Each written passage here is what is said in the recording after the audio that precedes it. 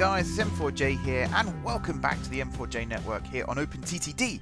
Today we are finishing off the East Coast route between Kingston Y and a brand new station, or a new set of platforms I should say, built at the existing station at Pruntford. Now, good news to you music connoisseurs.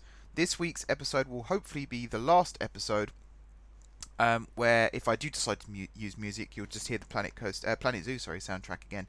I will get my backside into gear from now, and I will go and do the other music captions so that you'll be able to sit and listen to other pieces of music rather than just this one over and over again. Although I do like the Planet Zoo soundtrack. Planet Zoo and Planet Coaster I think are the two best video game soundtracks that I've heard in a long time. So huge credit to the people behind that, JJ Ipsum and Jim Guthrie.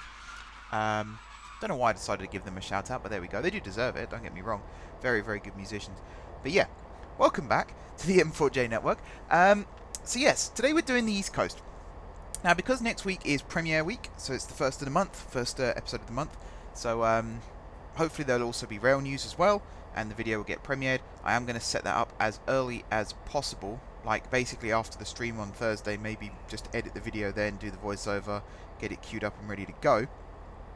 I did get an interesting question about the way I show my streams on Reddit. The question was, why do I post it on Reddit 5 hours before the stream goes live?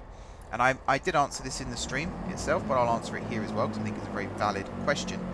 The answer is because back in the day I used to just post the link as I went live, and that meant, you know, I would go live, I would start the stream, then I would get the link, and then I would post that link on Twitter, Facebook, things like that. So the first like 5 minutes, 5-10 minutes of the stream was me sorting out the links, making sure everyone knew I was live.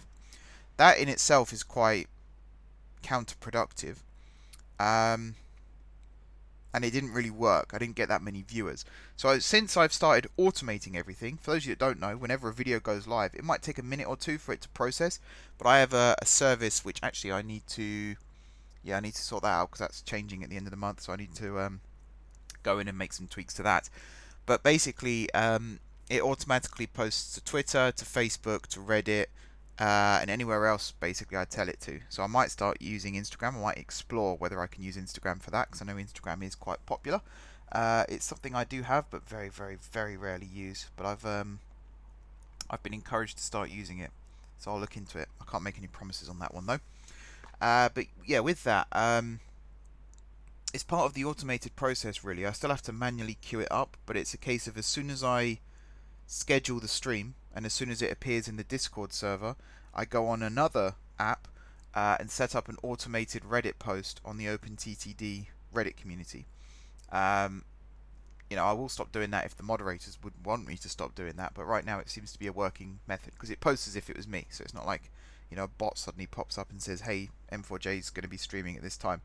But I like to give people advanced warning, because I've been in that situation where I've got a notification saying someone's streaming, and I've kind of looked at the time and I've looked at what I'm doing at that moment and thought, oh, I'll watch it later. By the time I go to watch it, it's finished, and it's quite disappointing. So I like to give people sort of advanced warning that there's a stream scheduled for that day. So I chose midday as a good time to have that post go live, mainly because it's you know, midday here in the UK is 1 PM in mainland Europe.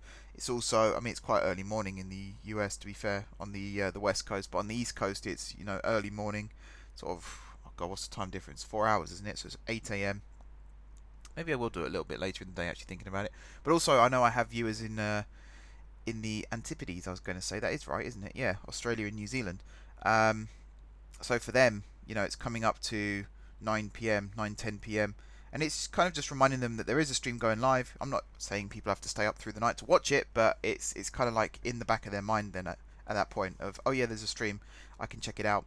Because another question I used to get after the stream had finished, before it had processed and published as a video, I used to have people who followed the link on Reddit like 2-3 hours after the stream ended, and they would then comment saying, why is this set to private? And the answer is, I haven't set it to private. YouTube does that automatically whilst it publishes it as a video. and then I used to schedule the video to go live the next day, whereas now I just have it go live whenever it's ready. So you can't win them all. That's one thing I've learned. You definitely can't win them all, much as I might try. But hopefully I've explained a little bit as to why I do it that way now. It's basically to give people a time, the time to set a notification that says stream goes live at 5 PM UK time or 6 PM European time, whatever it might be.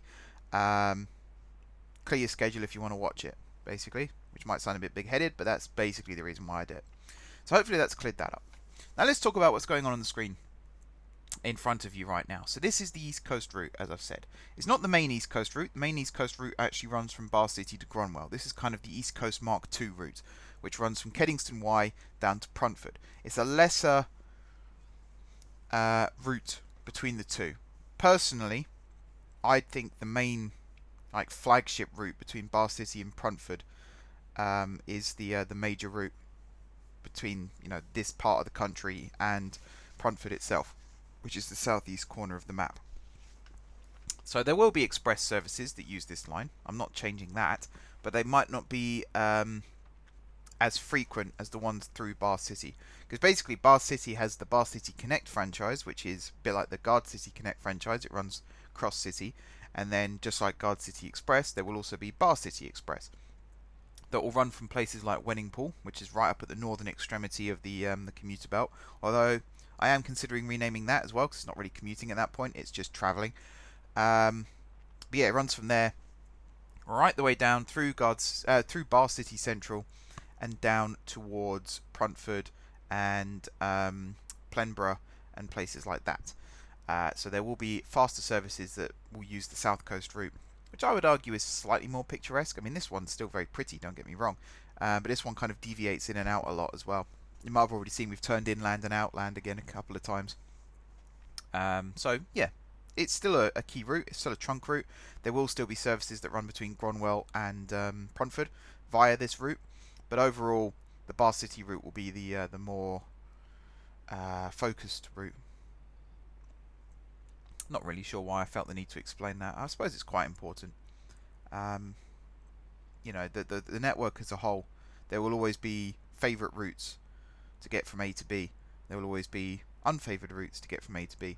I wish there was a way of changing ticket prices for various routes, because then I could do the budget rail option of having a service that's a little bit slower, but like half the price, and encourage more people to use that instead. And then you can run higher capacity trains on that route. The faster trains can run a slightly lower capacity, and you still end up making money off it. That would be ideal, but not sure quite how possible that is, to be honest.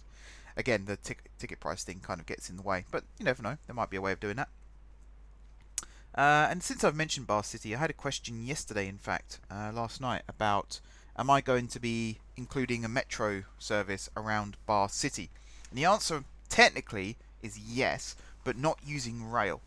For those of you that don't know, Bar City has a German name, Bar meaning station in German, like Guard City is, Guard is station in French. That was done deliberately. There might be other big cities in the future. I'm trying to remember what the Spanish for station is now. But yeah, Spanish, Italian, things like that. But Bar City, despite its name, is actually based off Amsterdam. Amsterdam is a city I have been to. I've never been to German cities, so I can't speak on behalf of those. Although I have seen enough footage of Berlin and Hamburg and Munich to kind of know what their transport system is, and Leipzig, of course. But yeah, Bar City is based off Amsterdam, and Amsterdam is mainly focused on trams and buses. They do have, I believe it's now 4 metro lines, one of which is metro / tram. It actually switches over partway through its route. I believe it's Route 5. I might be wrong. But yeah, if you watched my Cities in Motion series, I based a lot of what I was doing there as well off of Amsterdam. That was just after I came back from my Amsterdam trip that I started doing that. And yeah, Bar City, because it's based off Amsterdam, I'm kind of going to go with that method of, it is metro in that it will run like a metro frequency, but it's not metro in that it's not rail. I'll use segregated tram tracks, street running tram tracks as well, and also quite a lot of buses and boats as well, because you know, the Bar City Central is built right next to that huge lake. Um, and try and be a little bit more unconventional whilst also basing it off of Amsterdam. That's the plan, and I think it'll work quite well. Amsterdam is a very, very good city for getting around. You know, most places within the city centre are walking distance, but even then, if you don't fancy doing that, you can get from the Amsterdam Central Station to, you know, Amsterdam Zoo very, very quickly on the tram. You know, even like the major museums and shopping districts, very, very easy to get to. And yeah, it's just a very, very well thought out transport infrastructure.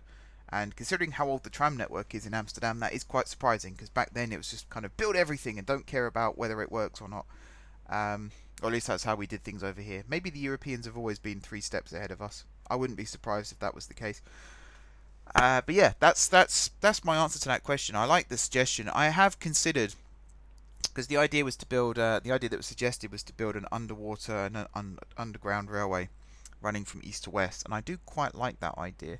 Still, I might build one, maybe not metro line as such, but a bit like Crossrail again, which Guard City will also be getting in the future. I've already planned out roughly where that's going to run. So kind of stay tuned on that one. I'm not ruling it out completely, but the other thing about Bar City is it's got all of the other like little overground lines that haven't been connected up properly yet. So out of Bar City Central running southwest, there's that solitary branch line that like loops around and heads back up to the north. That will get connected up, plus the lines out to the east. Fort Dronford. Yeah, it curves off just before Fort Dronford. I knew that name sprung to mind. So that's another sort of piece of the puzzle. And there was a third. I suppose there's the line that runs between Bar City Central and Drentborn to the north as well as to the south. And that one also needs connecting up and sort of made to work. And that will happen at some point in the future. I can't put a time scale on that one, I'm afraid, but it will happen, and it will be awesome when it's done. But yeah, I like that suggestion still. Don't get me wrong, I do like it. I think it's a good suggestion, but I think overall it's because of what Bar City's based on, I'd like to stick with that for a bit. There will be other cities around the network, like Fort Flonwood, for example, will have a tram network as well that will run like a metro. Wenfingfield will as well. What else? I considered it for Woolworth. I might still do it for Woolworth. Woolworth might be more of a bus hub though.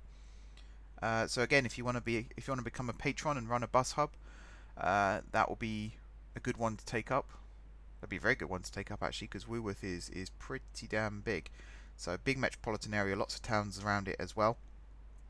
You'll have a lot of space to work in for sure. So that's another one. And oh god, Warnbridge is also quite big. Warnbridge actually is going to get its own little metro service. I might build some new towns up on the north coast to connect those up, and kind of justify that a little bit more. So that's another possibility. And places like Tarnway and Funbridge, for example. Tarnway and Funbridge? Yeah, is the name, isn't it? Yeah.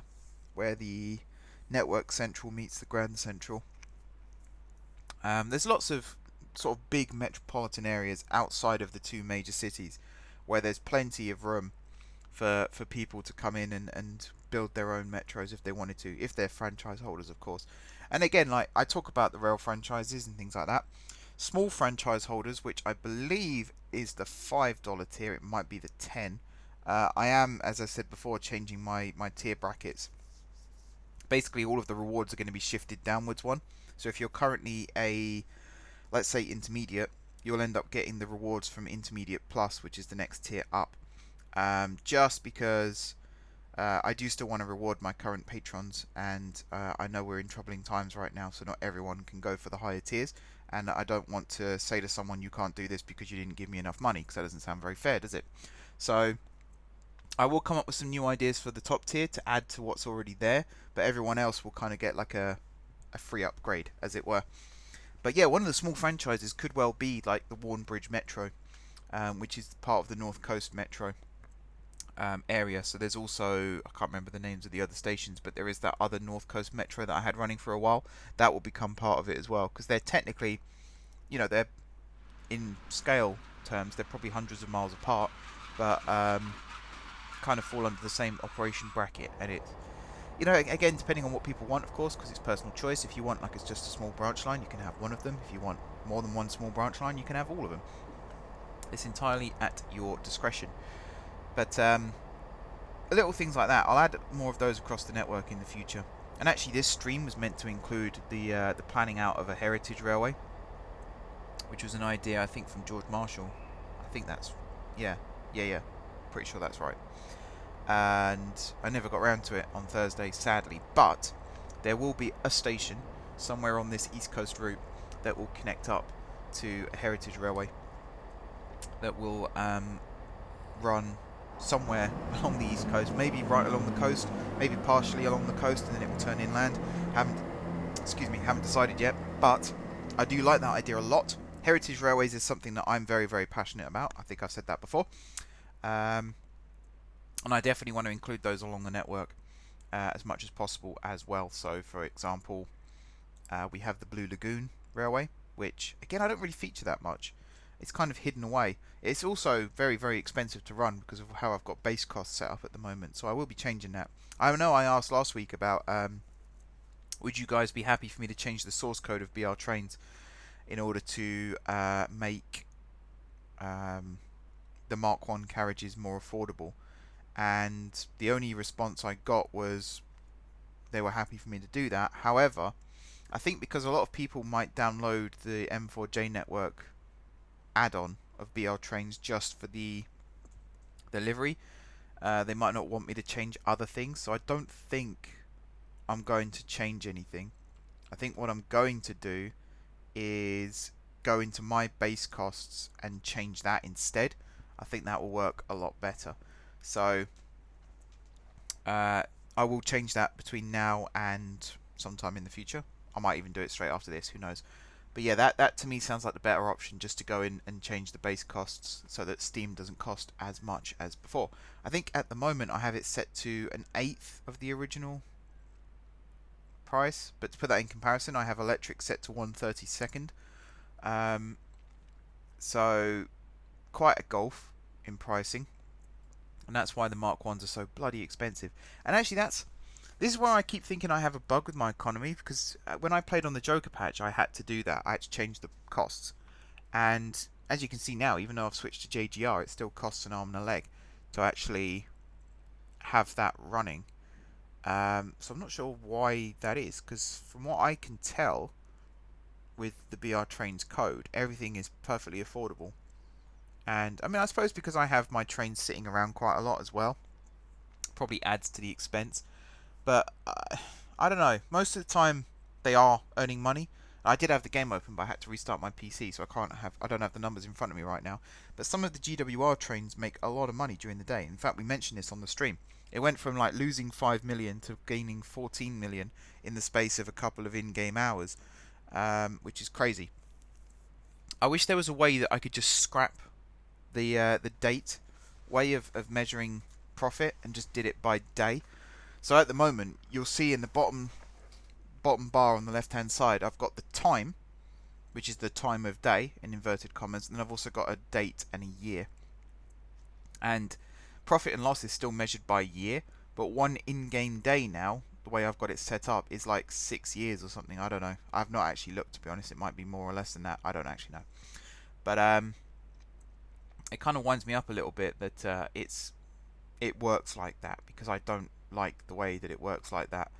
It's not really that ideal for me, because I do have people who like to keep track of how much money they're making and losing, and again, I had this conversation on Thursday. I can't really provide them that data that they want, because the way years are calculated in my game is very different to the way years are calculated in their game, and it's it's very off. It's very off, and it's not very accurate, basically, which is something I'm not a huge fan of. So, if anyone does know a solution to that issue, if you can call it an issue, that would be great.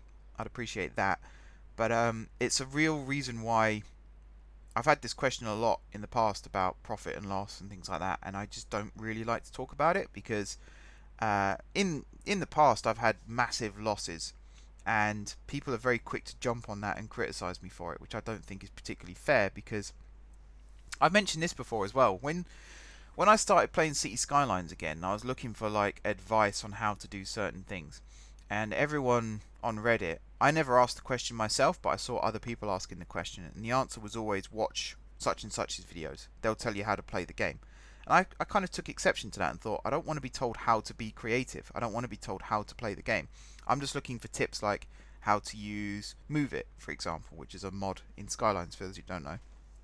I don't want to be told about the history of town planning. I don't want to be told how to be creative, because that's something I feel you should be able to sort of do yourself and should be allowed to do yourself.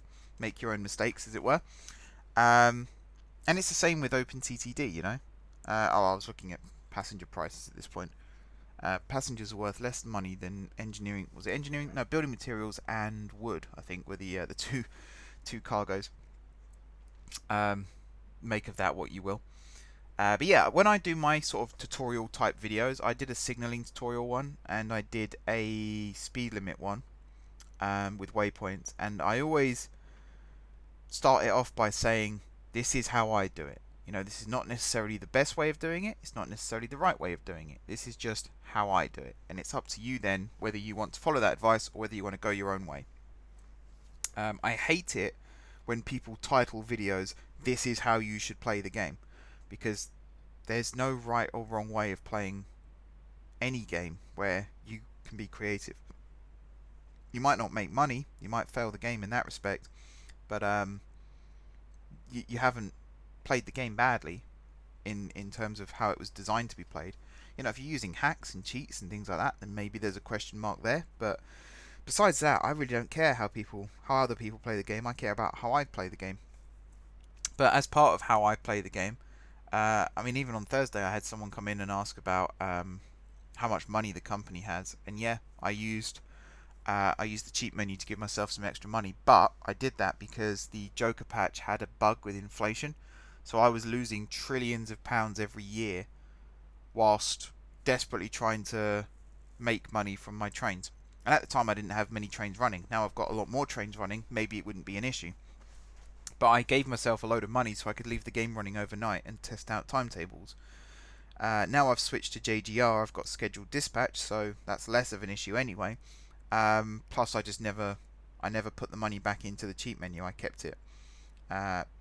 Which, considering I'm supposed to be the network rail of the network here, once other people come on and run their franchises, I'll still own all the tracks.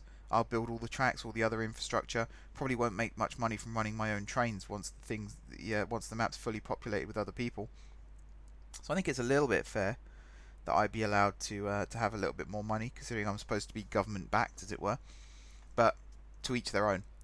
But that's why I don't like talking too much about money in the game, because A, you can't really calculate it that accurately, because my annual earnings fluctuate throughout an in-game day. How you get your head around that sentence, I don't know.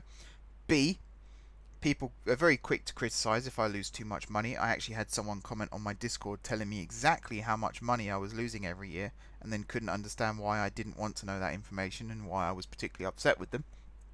C, does it really matter at the end of the day? It's like I said, you know, this is a creative game and you can play it however you like. If I choose to play in a way that loses me loads of money, that's my decision. If you download the map, you will have to bear in mind that the company is currently losing money. It's not too far off making money, though, to be fair. And once you implement your own services and your own style of play, it might end up making you gazillions. Who knows? But please don't criticize me for how I play the game, and likewise I won't criticize you for how you play the game. We're all different. We might play on the same map, we might play the same game, but we all have our own different play styles, and that really is enough to change the experience for everybody. So, again, something to bear in mind. I don't think people realise sometimes how critical they can come across, especially when it comes to in-game money. I don't mind, by the way, if people come in and say you've got a lot of money, because you know that's a genuine reason, and I do feel bad for using cheats the way I did, but it was either that or face up to the fact that this was never going to be profitable, and that in itself is a whole new problem that would have had to have been solved. So I don't mind that side of it, but when I have people, I had someone demanding that I release my my Football Manager profit loss and my Euro Truck profit loss and things like that. And when I asked them why, they didn't really have an answer. And I know exactly why. They wanted to scale up how much money I was making and how much money I was losing, maybe even as ammunition just to criticize me, because that's something that happens very frequently on YouTube. There's always a critic. So I refused. And I'll always refuse that, because as far as I'm concerned, it's no one else's business but mine. And I am switching my playstyle now with OpenTTD, where I am trying to make money. So I'm trying to do things a lot cheaper. So obviously building big routes like this is actually something I don't particularly enjoy doing now, because I checked my finances after this project and it had tanked again, because I'd spent like, you know, £6 billion of in-game money building this route, which when I'm trying to make money obviously isn't a very viable, sustainable way of doing so. So I'm not saying I'm not doing big routes anymore, but I'm trying to get the company profitable now. So for me, like next week, I'm rebuilding the freight terminals in and around Guard City, so Guard City North and Guard City South. And the reason behind doing that is I'm hoping rebuilding the terminals themselves will take up the first half of the stream, and then completely redoing the freight system, shall we say, will take up the second half. So I'll do a lot more careful logistics, which is something I did start doing in the past but never finished it. I kind of half-assed it. So from now on, for example, Guard City South has the boat connection as well to the other factories, and I really want to get that up and running and make that profitable. Plus, right now we're only transporting coal. I think we are doing iron ore now as well, metal, scrap metal, recyclables, and then goods, engineering supplies, and I think that's it. Whereas we used to have food, wood, oil, petrol, plastic, all sorts of things like that. So the new strategy is going to be Guard City North is going to mainly be used for raw materials like coal, iron ore, bauxite, scrap metal, recyclables, sort of the first rung of the industrial ladder, as it were. And then Guard City South is going to be used for manufactured goods like lumber, goods, food, building materials, farm supplies, engineering supplies, that kind of thing. They will occasionally swap. So again, for example, the factories down at Guard City South on the boat connection, some of them do require raw materials, so there will be a couple of platforms allocated for that. But the majority will go to Guard City North and then be transported down to Guard City South, where they can then be taken onwards.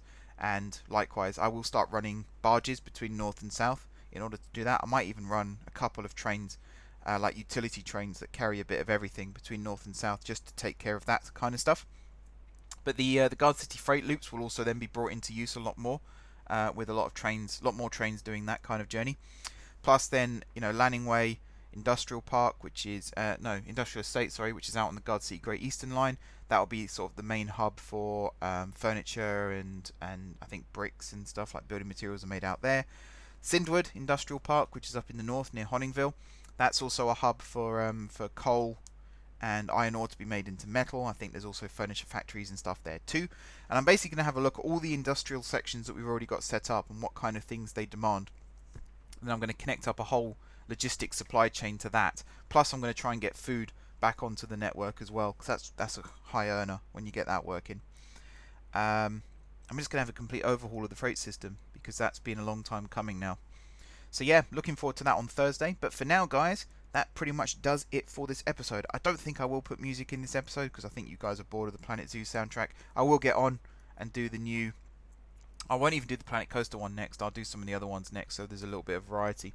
But yeah, thank you guys for watching. Don't forget to hit the like button if you enjoyed the video, and of course if you enjoyed the series. Continue to drop comments down below with ideas for future episodes. That's very, very much appreciated. And feel free to join the conversation on Discord and Reddit as well. Both channels are open. Both channels will warmly welcome you. So feel free to join those if you haven't done so already. Besides that, if you haven't already subscribed to the channel, be sure to hit the subscribe button. If you have already subscribed to the channel, thank you guys for your continued support. Big shout out to my patrons as well. You guys are awesome. Payday's coming up very, very soon, so I look forward to seeing that. Yes, I am that kind of person. And yeah, thanks again for watching, and until next time, I will see you soon.